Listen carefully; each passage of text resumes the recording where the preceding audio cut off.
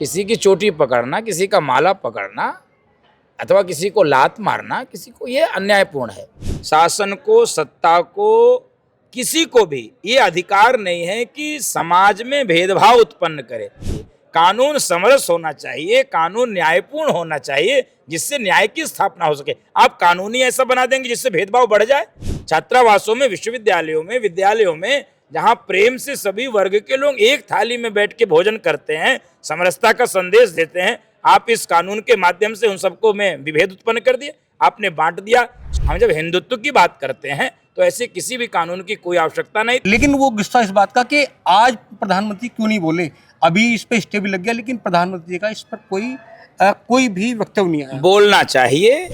हम देख रहे हैं गुरुदेव, आजकल ब्राह्मण को लेकर, ब्राह्मण वर्ग को लेकर बहुत ज़्यादा लोग टिप्पणी कर रहे हैं, जिसे ब्राह्मण वर्ग की पूरी डेफिनेशन का नहीं पता, वो भी पता नहीं कैसे टिप्पणी कर रहे हैं। तो ये जो टिप्पणी हो रही है, आखिर क्या वजह है, ऐसा क्यों हो रहा? एक बात चल रही है पिछले लगभग 10 सालों से कि अब देश को हिंदू राष्ट्र घोषित किया जाए। यह हिंदू राष्ट्र है, इसको हिंदू राष्ट्र नहीं मानकर हम ये गलती करते हैं। यह हिंदू राष्ट्र है। नमस्कार, मैं राजेश शर्मा। हम लोग इस समय सरदना विधानसभा के पीरपुर गांव में हैं और पीरपुर गांव में यहाँ आचार्य शांतनु जी महाराज जी के द्वारा श्री राम भगवान की कथा का आयोजन किया जा रहा है और 21 फरवरी से 27 फरवरी तक ये प्रोग्राम है।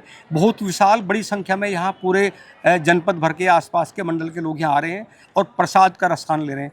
और जहाँ तक गुरु जी की बात है, तो चूँकि आप आचार्य हैं, बहुत विद्वान हैं, आप यशस्वी हैं, तेजस्वी हैं, ओजस्वी हैं, और जिस तरह आप भगवान राम की कथा सुनाते हैं, उसका व्यास करते हैं, वाचक करते हैं, तमाम लोग बहुत शिद्दत के साथ देखते हैं। आपका बहुत बहुत स्वागत है 7 इंडिया न्यूज़ के। धन्यवाद। जय सिया राम। गुरु जी, जो इस समय चल रहा है उत्तर प्रदेश की अगर हम बात करें तो शंकराचार्य जी हैं, अभी मुक्तेश्वर सरस्वती जी, उनको लेकर प्रयागराज में जो बटुक हैं उनकी चोटी उखाड़ी गई कुछ अधिकारियों के द्वारा, पुलिस के द्वारा, और लगातार ऐसा लग रहा है कि उन्हें कटघरे में खड़ा किया जा रहा है। तो ये आपकी नज़रों में कहाँ तक सही है? देखिए, व्यक्तिगत रूप से शंकराचार्य जी के ऊपर अथवा किसी के ऊपर मैं कोई व्यक्तिगत टिप्पणी तो नहीं करूँगा, लेकिन जो पूरी घटना हुई उसके दो पक्ष हैं। एक पक्ष है कानून का उल्लंघन, दूसरा पक्ष है बटुकों के साथ दुर्व्यवहार। दुर्व्यवहार किसी के साथ हो यह अप्रिय है, अशुभ है, अन्यायपूर्ण है। किसी के साथ भी हो, किसी की चोटी पकड़ना, किसी का माला पकड़ना अथवा किसी को लात मारना, किसी को, ये अन्यायपूर्ण है। तो उसकी तो मैं भर्त्सना करता हूँ। अब लेकिन पूर्व पक्ष ज़्यादा महत्वपूर्ण है कि ऐसी स्थिति हम क्यों उत्पन्न होने दें। हम यदि जिम्मेदार नागरिक हैं देश के, तो हमको भारत की सभी व्यवस्थाओं में सहयोग करना है, कानून का पालन करना है, न कि हमारे किसी आचरण व्यवहार से कोई बवंडर खड़ा हो। कोई ऐसी स्थिति परिस्थिति शासन के सामने क्यों हम खड़ा करें। हम लोग भजन में गाते हैं ना कि झंझट से बच के रहना, ये है संतों का काम। झंझट में हमको लड़ना नहीं, हमको झंझट से बचना है। तो ये हमारे स्वभाव में आना चाहिए। कानून का सहयोग करें, प्रशासन का सहयोग करें, जो व्यवस्था बनाई गई है उसके अनुसार अपने को चलें। मुझे लगता है ऐसी स्थिति क्यों पैदा की गई, ये ज़्यादा विचारणीय विषय है। हाँ, मर्यादा में रहकर थोड़ा प्रशासन को भी मर्यादा में रहना चाहिए था। वो जो कृत्य हुआ है, जो वीडियो पूरे सोशल मीडिया के नाते सबने पूरे देश में देखा है, वो व्यक्तिगत रूप से चोटी उखाड़ना यह है दुखद है।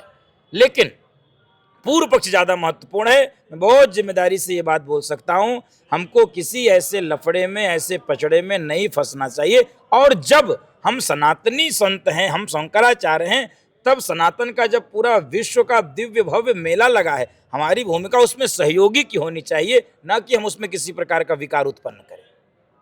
एक पूरे देश में एक इशू है इस समय यूजीसी का। यूजीसी को लेकर पूरे भारत में जो सामान्य कास्ट है वो नाराज है भाजपा सरकार से कि यूजीसी एक्ट किसने मांग नहीं की, लेकिन लाया गया और इस पर देश के प्रधानमंत्री कुछ बोल नहीं रहे। वास्तव में मैंने तो आज कथा के क्रम में भी बोला है, शासन को, सत्ता को, किसी को भी ये अधिकार नहीं है कि समाज में भेदभाव उत्पन्न करे। समाज में यदि भेदभाव है भी तो कानून भेदभाव वाला नहीं बनना चाहिए। कानून समरस होना चाहिए, कानून न्यायपूर्ण होना चाहिए, जिससे न्याय की स्थापना हो सके। आप कानूनी ऐसा बना देंगे जिससे भेदभाव बढ़ जाए। सामान्य वर्ग को और आपने पिछड़े वर्ग को, अनुसूचित वर्ग को, अनुसूचित जनजाति वर्ग को आपने इस एक्ट के माध्यम से लड़ाने का काम किया है। छात्रावासों में, विश्वविद्यालयों में, विद्यालयों में जहां प्रेम से सभी वर्ग के लोग एक थाली में बैठ के भोजन करते हैं, समरसता का संदेश देते हैं, आप इस कानून के माध्यम से उन सबको में विभेद उत्पन्न कर दिए, आपने बांट दिया। 100 बार विचार करना चाहिए। यद्यपि उच्चतम न्यायालय ने बहुत विवेकपूर्ण निर्णय के आधार पर उसको स्थगित किया है, उसको रोका है और शासन सत्ता को यह कहते हुए इस डायरेक्शन के साथ कि आप पुनर्विचार करिए, संशोधित करिए, जहां कमियां रह गई हैं उसको ठीक करिए। तो मेरा मत है कोई कानून ऐसा नहीं आना चाहिए जिससे हिंदू समाज आपस में बटे, आपस में लड़े। क्यों हम सवर्ण को और पिछड़ों को लड़ा दें?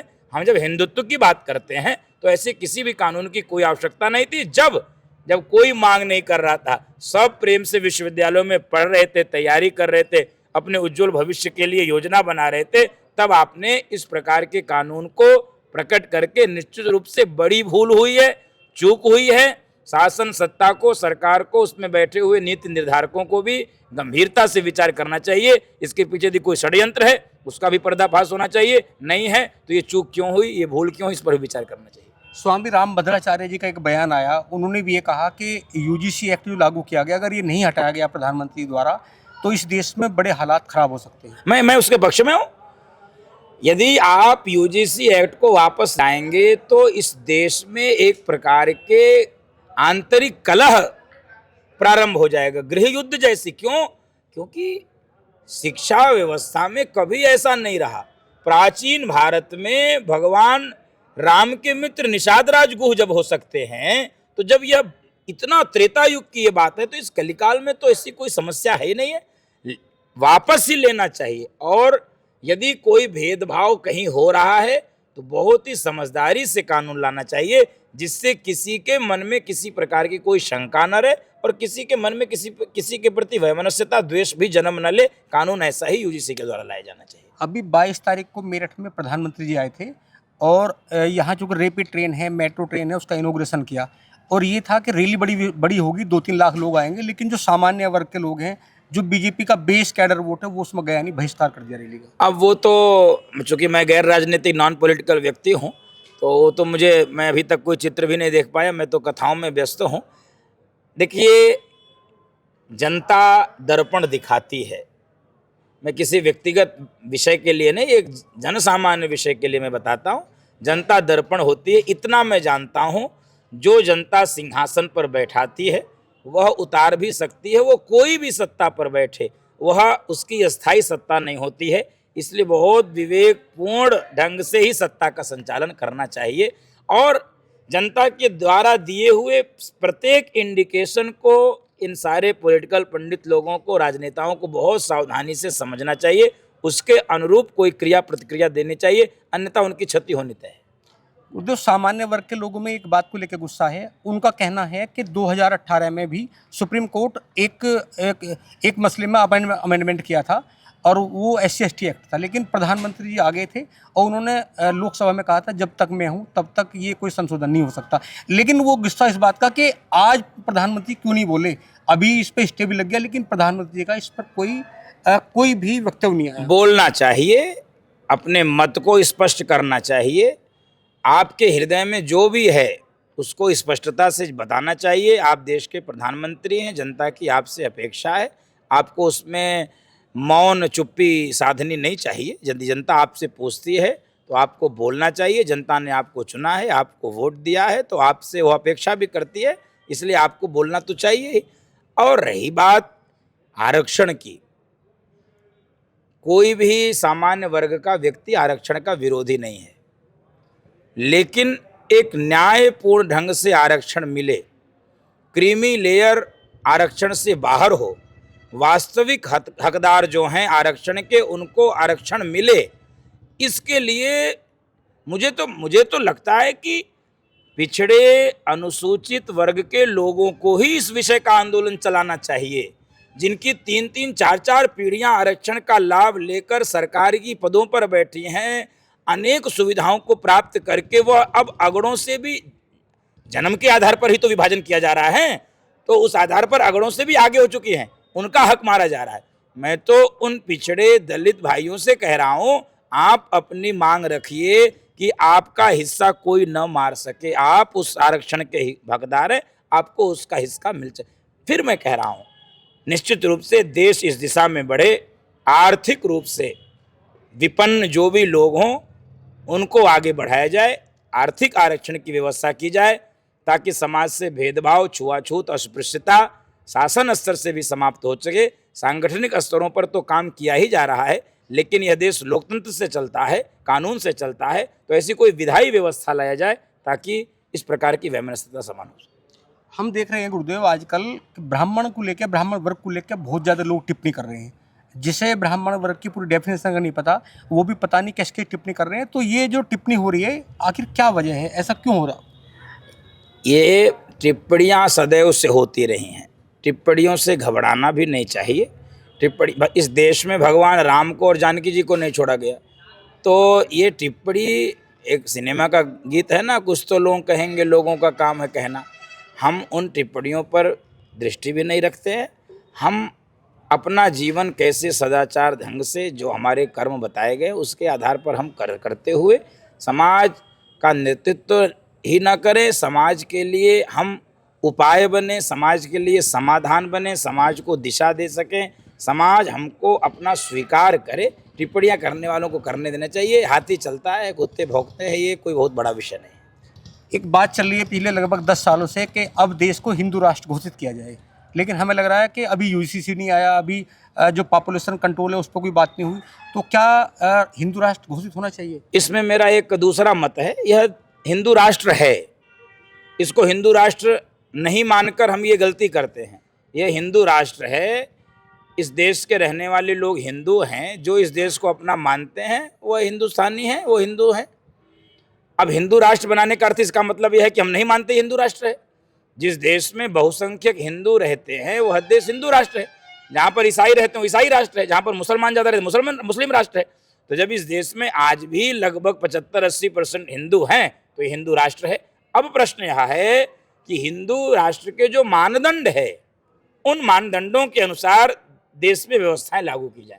हमारे तीर्थों का सम्मान, संतों का सम्मान, गौ का सम्मान, भारत माता का सम्मान, ये कैसे बढ़ सके, कैसे बहुसंख्यक समाज का आदर हो सके, समादर हो सके, वो सीना उठा के, इसकी व्यवस्था करनी है। हिंदू राष्ट्र यह है।